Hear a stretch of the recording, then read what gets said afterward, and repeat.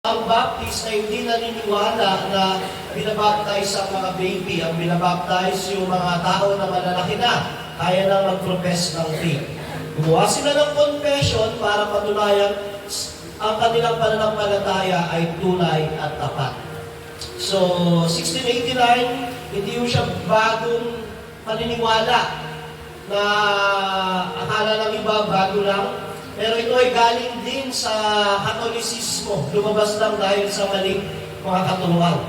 So, ito ay ginawa noon, mas nung panahon na yun. So, napag-aralan po natin ang chapter 1 tungkol sa Bible. Ito ang salita ng Diyos. At napag-aralan natin, mayroong dalawang kapahayagan ng Diyos.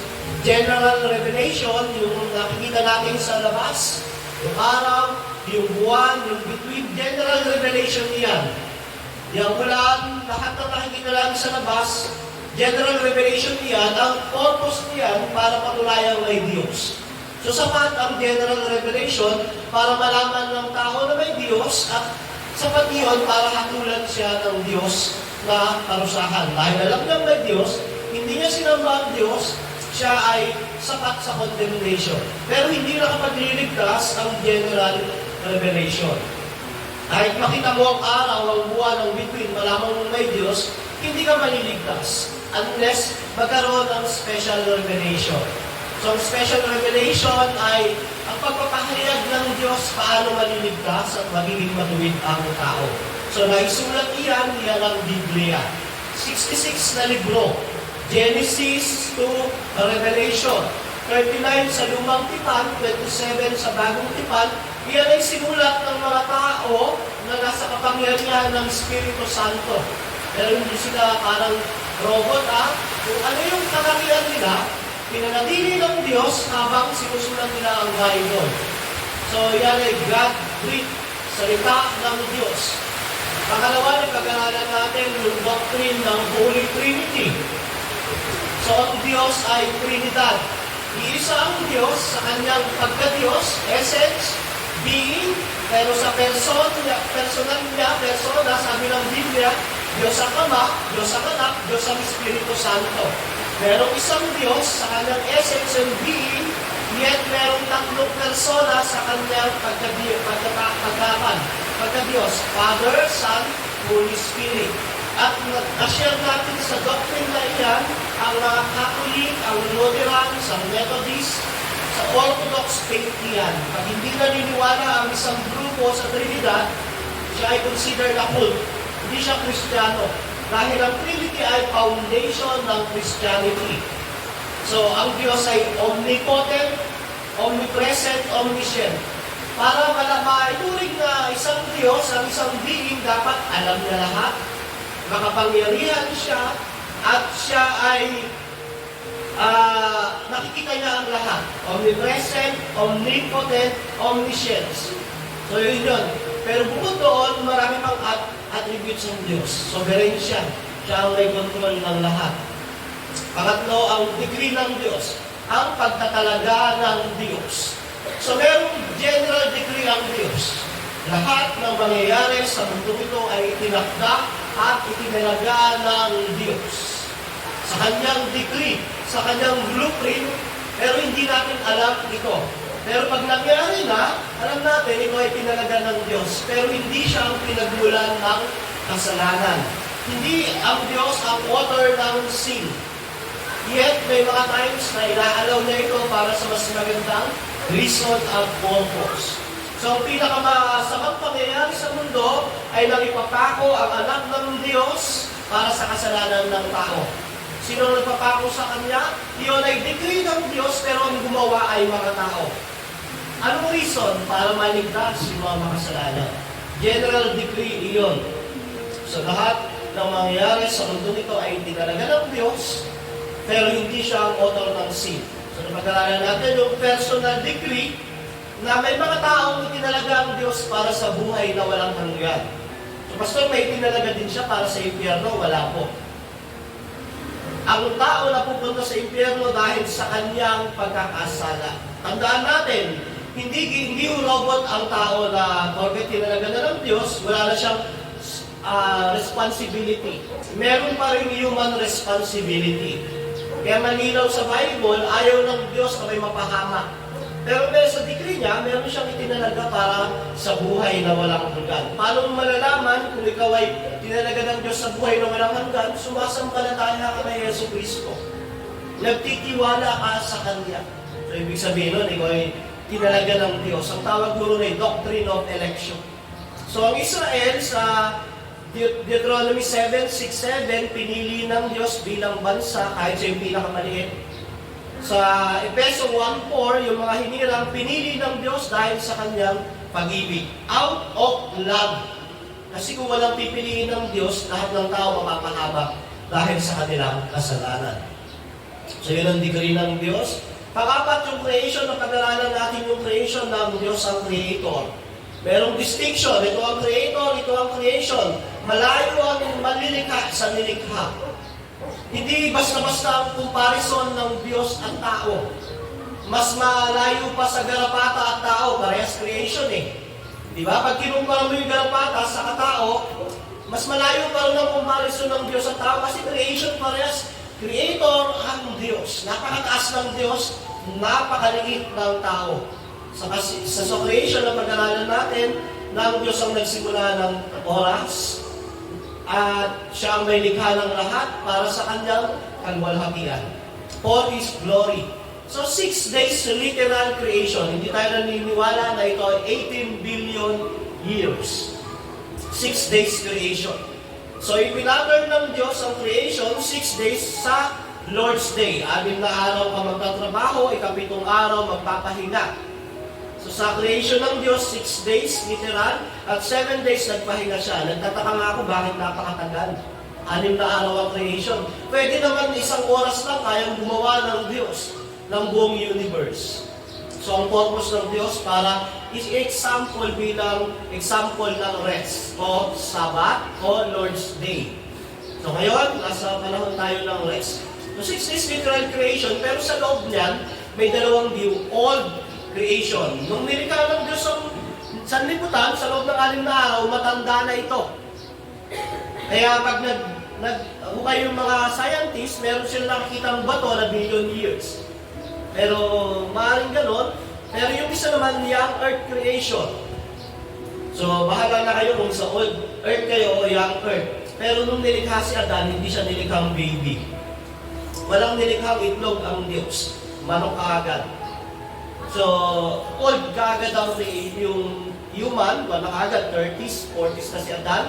So, kayo na bahala kung sa 6 days, old o new.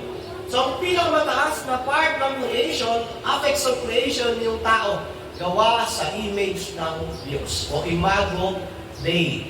Hindi ibig sabihin nun, para kang Diyos. Ang ibig sabihin nun, ikaw ay personal, may damdamin, may talino. Mind, will, emotion.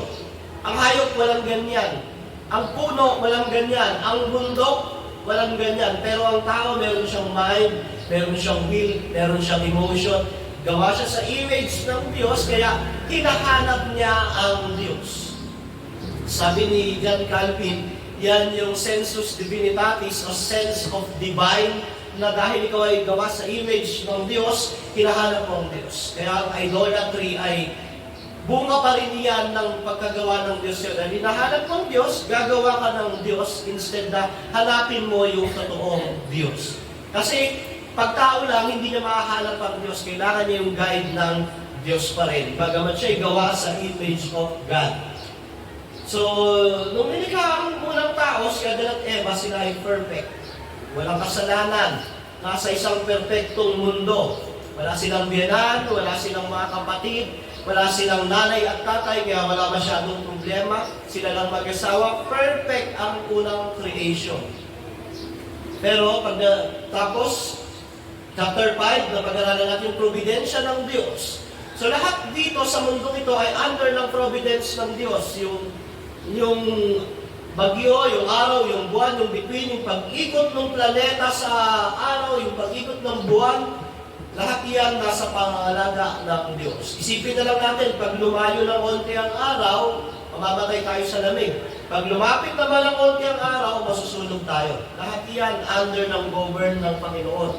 Yung mga hayop, lahat yan under ng providence ng Diyos. Ang tawag sa pagkatapos ng creation, lahat ay meron na, mga hayop, tao, mga halaman, ginugobyernohan pa rin ng Diyos. Ang tawag yan, providence. So yung magising na pag-umaga, providence iyan. Yung kinakain natin na mula sa hayop, mula sa halaman, providence iyan. Lahat po ng nangyayari sa buhay natin, providence iyan ng Diyos. Pati rin mo yung masamang gawa ng tao under ng pangangala ng power ng Diyos, kaya hindi siya ang author ng sin. Inaalaw niya para sa mas magandang purpose. Pero hindi ang Diyos ang nagkakasala. Kasi sa puso ng tao, gusto niyang magkasala. Yun nga yung example ko, yung pagpapako kay Christ. Itinakda ng Diyos yun para tubusin sa kasalanan ng tao. Pero yung mga nagpapako sa kanila, sila yung may makasalanang naisin sa loob ng kanilang puso. So lahat ng nangyayari sa mundo ito ay providence ng Diyos. Chapter 6, walang kasalanan ng unang tao, si Adan at si Eva, pero sila ay nalaglag sa kasalanan. Pumasok ang kasalanan nung tinukso si Eva ni Satan. Nagpanggap na ahas, so nagkasala ang unang mga magulang natin, sabi ng Roma 5:12, dahil sa isang tao, pumasok ang kasalanan, so na-impute iyon sa lahat ng tao. Even babies, sabi ng Psalm 51, meron ng kasalanan. Yet, I believe ang babies pag namatay, pupunta sila sa heaven. Bakit? Kasi sila ay tinubos pa rin ni Christ. So, imputation, na-impute yung kasalanan, kaya yung bata, hindi mo kailangan turuan magmura, mangupit, magsinungaling, iityong nila iyan. Ang dapat natin ituro pa nga, yung tama, pero ang hirap nilang tanggapin yung tama, mas madali yung kalokohan. Kasi yung reality ng sin. So, chapter 7, yung covenant ng Diyos sa tao. So, ang Diyos sa tao, may malayong agwat, kailangan mayroong tipang covenant. Diba? So, example ng covenant, marriage. Pero between human. Bukuha ka ng motor, may covenant kayo, yung agreement. Laging ganoon. Pero ito ay covenant sa pagitan ng mataas na Diyos at mababang tao. So, ang unang covenant kay Adan. Na pag sa Garden of Eden, pag hindi siya nagkasala, meron siyang reward ng buhay na walang hanggan. Pero nagkasala nga siya. So ngayon, after noon, nagkaroon ng covenant of grace. Ipinangako ang tagapagligtas na mula sa binhi ng babae, lalabas yung dudurog sa ulo ng ahas, si Kristo iyon. Na naka-foundation iyon sa covenant of redemption. Na bago palikay ng mundo, meron ng plano ang Diyos Ama, Anak at Espiritu Santo kung paano tutubusin ang makasalanan. Chapter 8, si Kristo bilang tagapamagitan, siya ay propeta, pari at hari. Dati sa Old Testament, yung usher, pakipad lang po yung mga... Sa Old Testament dati, merong pari, may propeta, may hari. Pero nung dumating si Christ, lahat ng opisina na yun, inupuan niya. Siya ang propeta bilang salita ng Diyos. The very word of God. Siya ang pari, hindi lang siya yung tagapamagitan, siya rin yung alay. So sa Old Testament po, ang trabaho ng pari, tagapamagitan. Kukunin ng pari yung halahayop na panghandog sa kasalanan, kakatayin ng pari, susunugin niya, mamamagitan siya sa Diyos. Inupuan mo ni Kristo yun. Hindi na, kaya pag sumasamba tayo ngayon, hindi na gaya sa Old Testament na magdadala tayo ng hayop, kakatayin. Sa Old Testament, sa templo, parang slaughterhouse. Ang worship nila roon, pag ikaw ay Israelita, may kasalanan ka, madalhin mo yon, papakatay mo sa pare at susunugin yon, yun yung panghandog. Ganun ang worship noon, madugo. Pero ngayon, nasa New Testament tayo, meron na tayong priest. Siya na rin yung inalay, at tong priest na to, siya yung namamagitan. So hindi na tayo ganon, dahil pag dumulog tayo sa Diyos, direkta na sa pamamagitan ni Kristo. So wala nang opisina ang priest ngayon, kasi si Christ ay high priest na. Sa Hebreo, siya yung punong saserdote sa order ni Melchizedek. Siya rin yung hari na nag-govern sa mga taong kagaya natin. So siya ay tunay na Diyos at tunay na tao. Very God, very man. Vera humo, very Diyos, sabi ng Latin na ibig sabihin, totoong Diyos, totoong tao, hindi 50-50 ah. Hindi 100, kundi perfect God, perfect man. Bilang Diyos, siya ay kasama ng Ama bago palikhayin ng mundo. Siya si Yahweh before creation, Father, Son, Holy Spirit. Nung nagkatawang tao siya, kinuha niya yung pagiging tao, 100% man, 100% God, siya ay si Jesus, ang tagapagligtas. So hindi naghihiwala yung pagka-Diyos at pagkatao niya. Hindi rin nagkahalo sa kanyang persona bilang si Jesucristo, tunay na Diyos at tunay na tao. So meron ng tagapamagitan sa Diyos at tagapamagitan sa tao. Kasi ang Diyos ay banal, nagkasala sa kanya yung tao, kailangan yung mamamagitan sa kanya, very God, very man. So si Christ ay very God, very man, true God, true man. Bilang tao, dumaan siya sa pinagdadaanan ng lahat. Bata, nadapa, pero natukso, pero hindi nagkasala. So si Christ ay perfect God, perfect man, bilang enough at karapat-dapat na sacrifice para sa sinners. Chapter 9, yung free will. So ito, dito nalilito ang tao. Akala ng tao perfect yung free will niya. Hindi po. May fourfold state ang free will. So ang unang state, innocence. Sa panahon nila Adan at Eva, perfect ang free will. Makakalapit sila sa Diyos. Perfect yung free will nila. Pero nung pumasok yung kasalanan, ang free will nila ay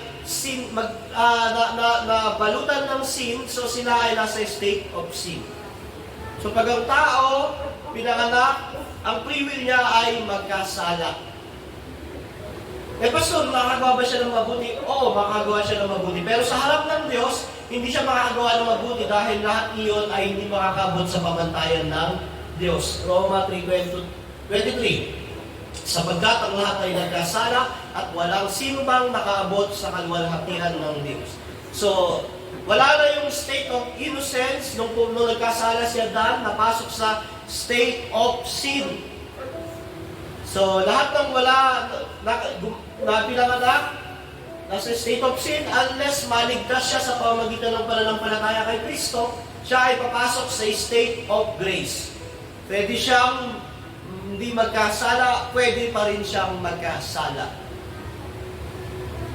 So, yung mga na born again na naligtas na nasa state of grace. Andun na yung Holy Spirit para sila igabayan. Pag namatay, dumating na si Kristo, yung state of glory, wala nang kakayahang magkasala. Sa ngayon, kahit ligtas ka, nagkakasala ka pa rin. Kaya kailangan mo ng pagsisisi, kailangan mo ng pagtawag kay Kristo. Pang-sampo, yung effectual calling, yung mga pinihinilang ng Diyos, tatawagin para sa kaligtasan. May exact time, may exact na lugar, may exact na tao na gagamitin ng Diyos para tawagin sila. Pansinin niyo, sa 100 taong nakakarinig ng gospel, minsan 5 lang ang tumutugon. 5 lang ang naniniwala sa Diyos. Bakit? Wala pa yung effectual calling. Pagtawag sa loob. Sa 11, justification, pagpapawalang sala, yung mga tinatawag ng Diyos, sila ay sasampalataya kay Kristo, magsisisi, sila ay papawalang sala. Papawalang sala sila hindi dahil sa kanilang gawa, hindi dahil sa kanilang, anuman sa kanila, ito ay dahil sa ginawa ni Kristo. Dalawa ang nakuha natin sa gawa ni Kristo. Una, yung perfect life niya, naging righteousness natin. Yung perfectong buhay niya, naging righteousness natin. Yung kamatayan naman niya, naging payment sa sin natin. Kasi kung binayaran lang ni Kristo yung kasalanan mo, wala ka namang righteousness na may haharap sa Diyos.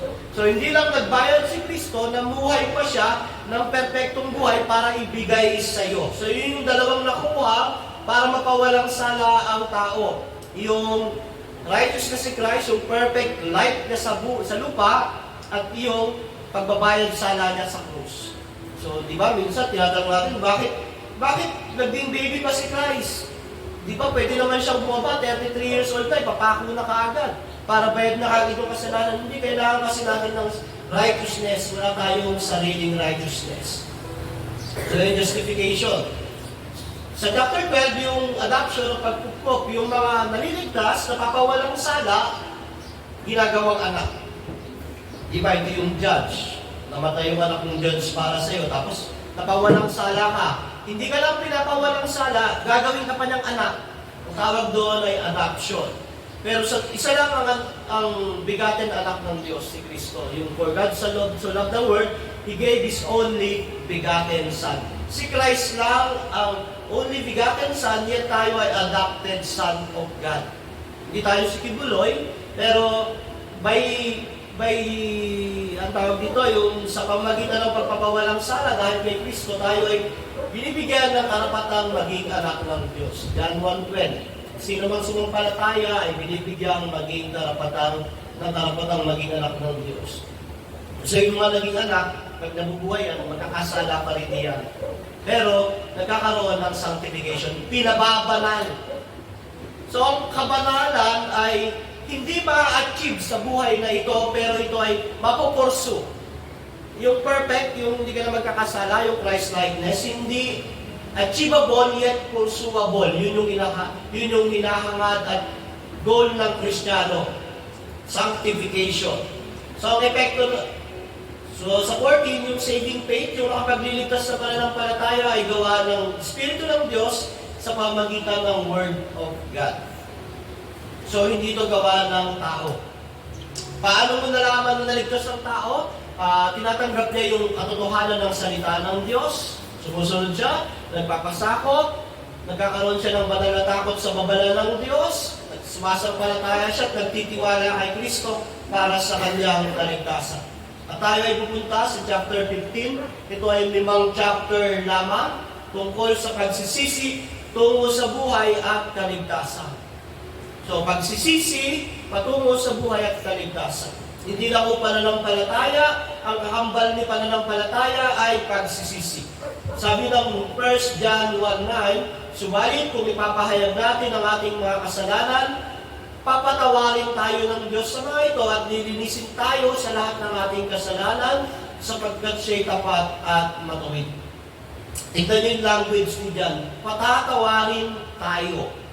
So, yung apostol, na ligtas, saved, pero sinasabi niya na kung ipapahayag natin, kasama siya, dahil nagkakasala pa siya, ang ating kasalanan, kasama siya, patatawarin tayo ng Diyos sa mga ito.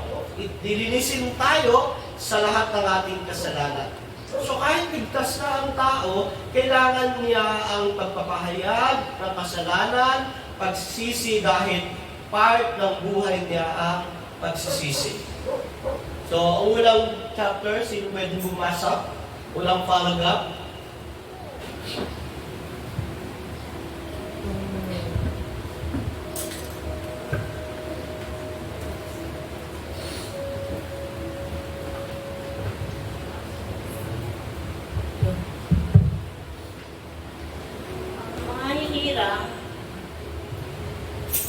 Ang mga hinirang na nagbagong loob ng kulang na ang mga edad na namuhay ng matagal sa kalagayan ng pagsigaw. At noon ay naglingkod sa iba't ibang mga pagnanasa at mga kasiyahan sa kanilang mabisang pagkatawag ay pinagkalooban ng Diyos ng pagsisisi tungo sa buhay. So, yung mga matatanda na po, naliligtas o na-born again, yan ang gusto ko yan. Actually, medyo confusing. Bakit? Yung mga matatanda lang ba ang dapat magsisi? Diba? Yung mga hinilang na nagbabagong loob ng magugulang na o matatanda na ay doon ay naglingkod sa iba't ibang pagnanasa sa kanilang mabisang pagkatawag ay pinagkalooban ng Diyos ng pagsisisi. Halimbawa, ikaw ay 50, 40 na born again, na ligtas, yan yung tinutukoy diyan. So, dito makikita natin yung kapangyarihan ng Diyos, kahit gaano kalaki ang kasalanan, kaya niyang patawarin. Kahit matanda ka na, halimbawa, yung mga nakapatay ng marami sa kulungan, nakakilala sila sa Panginoon, lahat ng kasalanan nila, kaya ang patawarin. Bukod pa roon, yung confession, gumagawa siya ng distinction tungkol sa crisis experience. Merong mga naligtas na talagang grabe yung kwento ng buhay. Bawa, si Bill Ahuero na nakasakulungan siya at nakasama niya yung mga mamamatay tao, nakakilala siya sa Panginoon, nakalabas siya. Yung isa sa teacher namin sa Global Life, si Pastor Alberto, siya ay nakapatay ng 13. Tapos 30 na siya nakakilala sa Panginoon. So grabe yung testimony nila. At ito yung mga gustong-gusto ng tao. Pero, yung may mga tao naman na 12 years old pa lang, naligtas na, walang masyadong kwento yung buhay nila, walang masyadong, kung bakit sa pelikula, hindi mo pwedeng sa pelikula. Pero ang gustong sabihin dito, hindi porket gano'n ang experience, kakaiba na yung naranasan niyang biyaya. Yung kaligtasan ng mga tao na maraming kasalanan at yung mga bata na ligtas, wala masyadong naging kasalanan, parehas lang ang biyaya na natanggap. Kaya dapat, hindi tayo masyadong mabilib. Bawa, may tatayo dito, sasabihin niya, 50 po yung napatay ko, pero nakilala ko ang Panginoong Jesus, na bago yung buhay ko. Hindi tayo dapat mabilib sa tao, mabilib tayo sa Diyos. Yung naligtas na 12 years old, sasabihin niya, nung dinala po ako ng nanay ko sa church, naligtas ako, simula po noon, naging maayos ang buhay ko, parehas lang iyon. Hindi tayo pwedeng humanga sa tao anuman yung karanasan niya.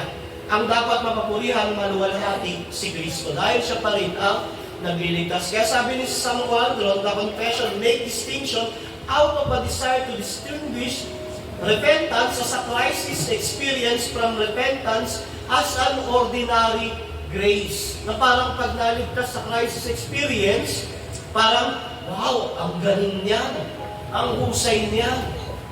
Hindi, parehas lang siya ng ordinaryo na pagkaligtas. All believers are marked by the ordinary grace, but not all believers will know or need to know repentance as crisis experience.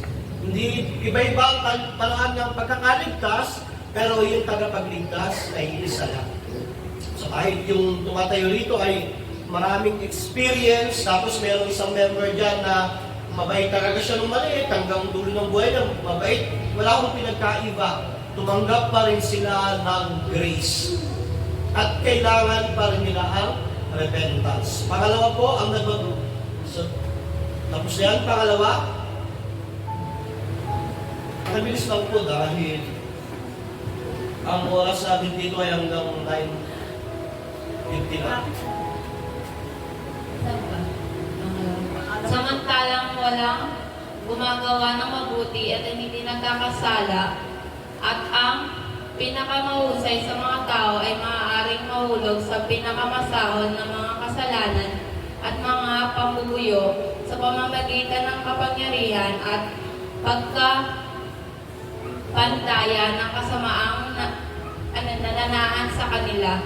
Sa pangingibabaw ng puso, ang Diyos sa tipan ng biyaya ay mahabaging naglaan na ng mga mananampalatayang nagkakasala ng gayon at nahuhulog ay baguhin sa pamagitan ng pagsisisi tungo sa kaligtasan. Yan, okay na po. So, sinasabi lang dyan, lahat ng tao ay nagkakasala. Kahit ligtas ka na, kahit born again ka, kahit hindi, lahat nagkakasala. Di ba? So, lahat ng tao ay nagkakasala, kahit anong kalagayan niya, kaya dapat siya ay magsisi. Pero ang pagsisisi ay kaloob ng Diyos, through grace. Ang repentance o pagsisisi ay fruit of grace. Hindi makapagsisisi ng totoo ang tao kung wala ang Diyos sa kanyang buhay. Ang pagsisisi niya lang maaaring dahil sa sakit, dahil sa hirap, pero hindi pagsisisi na kaloob ng Diyos unless ang Diyos ang kumilos sa kanya. So pangatlo, so ako na po ang nakaliligtas na paggising na ito ay isang pang-ebanghelyong biyaya kung saan sa pamagitan nito, ang isang tao na ginawa ng banal na espiritu na nakamamalay sa iba't ibang mga kasamaan ng kanyang kasalanan sa pamagitan ng pananampalataya kay Kristo, ay nagpapakumbaba ng kanyang sarili Dahil doon nang may mga Diyos na kalungkutan, pag-ayaw sa kasalanan, at pagkasuklam sa sarili na nananalangin ng kapatawaran at lakas ng biyaya. Nagdalayon at nagsisikap sa pamamagitan ng pagtustos ng Espiritu na lumakad sa harap ng Diyos tungo sa lahat ng mga bagay na kalugod-lugod. So ang pagsisisi ay gawa ng Espiritu ng Diyos. Ang resulta, ang tao ay malalaman ang kasalanan niya, aaminin, magsisisi, tatalikuran, kamumuhayan ng kasalanan. So pag ang Diyos kumilos sa isang makasalanan, tuturuan siya magsisi, una niyang malalaman yung kasalanan. Pangalawa, aaminin niya yun. Pagsisisihan niya yun, tatalikuran niya yun, at kamumuhian niya. Pang-apat,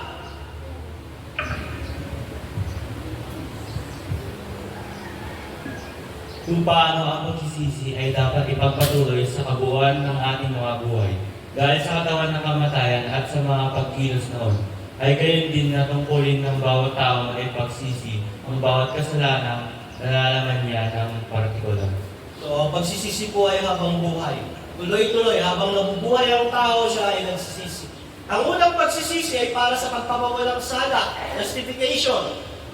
So pag naligtas ka, unang gagawin mo, magsisisi, papapawalang sala ka, pero habang nabubuhay ka, magkakasala ka, kaya kailangan mo pa rin palaging nagsisisi para sa sanctification o pagpapabanal. At dapat daw partikular ang pagsisisi. Bawa, alam mo yung kasalanan mo. Pornography, chismis, masamang isip, pagdanakaw, pangungupit, dapat partikular. So, ang pagsisisi ay lifetime habang buhay. Hindi isang beses lang. So, gayon ang probisyon ng ginawa ng Diyos sa pamamagitan ni Kristo sa tipan ng biyaya para sa ipag-iingat ng mga mananampalataya tungo sa kaligtasan. Na bagamat walang napakaliit na kasalanan, hindi dapat sa kahatulan, ngunit walang kasalanang napakalaki na magdudulot ng kahatulan sa kanilang pagsisisi. Kaya kailangan ang palagiang pangangaral ng pagsisisi. Ang pagsisisi ay habang buhay, pero ito ay under ng support ng Diyos sa pamamagitan ni Christ. Alam natin, sigurado ang kaligtasan ng mga hinirang, pero ang paalala, wala pong maliit na kasalanan na hindi dapat parusahan sa impyerno. Yung pinakamaliit na kasalanan, karapat-dapat sa parusa ng impyerno. Bakit? Dahil ba sobrang powerful ng sin? Hindi po, dahil sobrang holy ng Diyos. Kaya yung kahit ikaw ay nagsinungaling lang, nag-isip ka lang ng masama, iyon ay karapat-dapat na sa impyerno dahil sa holiness ng Diyos. Pero walang malaking kasalanan na hindi kayang patawarin ng Diyos. Kahit ikaw pa yung pinakamasamang tao sa mundong ito, kung ilalapit mo kay Kristo, kaya kang patawarin ng Diyos. Kaya dahil dyan, kailangan ang palagiang pagsisisi. So ito yung conclusion, ang pagsisisi na tungo sa buhay at kaligtasan ay gawa ng Diyos sa taong makasalanan. Bagamat sa paglabas nito, ang tao ang nagsisisi, hindi naman magsisisi ang Diyos para sa tao, ang tao ang magsisisi sa Diyos. Sa panloob na gawa, ito ay kinikilusan ng Espiritu ng Diyos at bunga ito ng Covenant of Grace. So ang pagsisisi ay para sa lahat ng tao.